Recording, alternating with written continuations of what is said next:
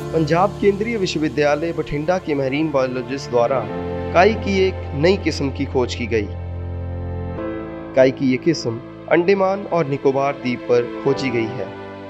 अध्ययन का नेतृत्व कर रहे डॉक्टर फिलिस बास का कहना है कि काई की इस प्रजाति में कई विशेषताएं हैं।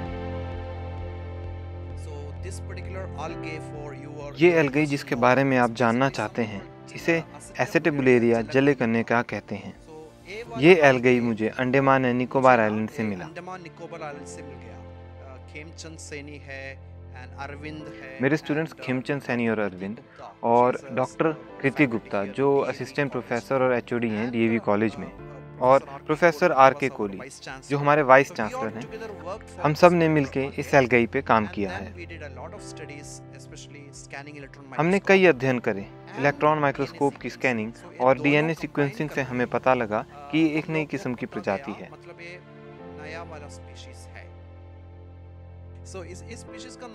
इस एल्गी का नाम है एसेटेबुलेरिया जलेकन्नेका। जलेकन्नेका एक संस्कृत शब्द है जिसका मतलब है मर्मेड, यानी समुद्र की देवी। डॉक्टर फेलिक्स बास्ट बताते हैं कि दुनिया का 60 से 70% ऑक्सीजन समुद्र से आता है।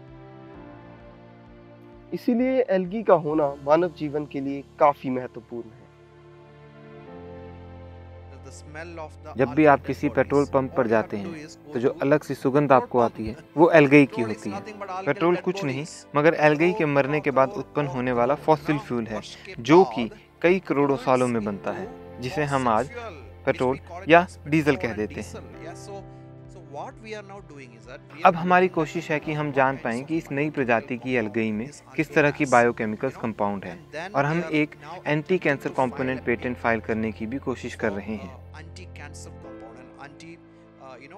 हम इस एल्गी के बायो एक्टिव मॉलिक्यूल्स को एक्सट्रैक्ट करके एक पेटेंट फाइल करने की कोशिश कर रहे हैं,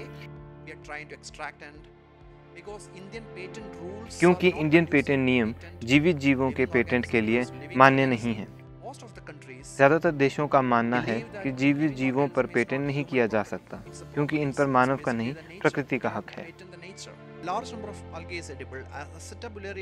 बहुत किस्म की एल्गी को खाया जा सकता है, मगर जहाँ तक मुझे लगता है एसेटेबुलेरिया को शायद नहीं खाया जा सकता। मगर इसे खाने में कोई नुकसान भी नहीं है क्योंकि इसमें विषैला जैसा कुछ भी नहीं।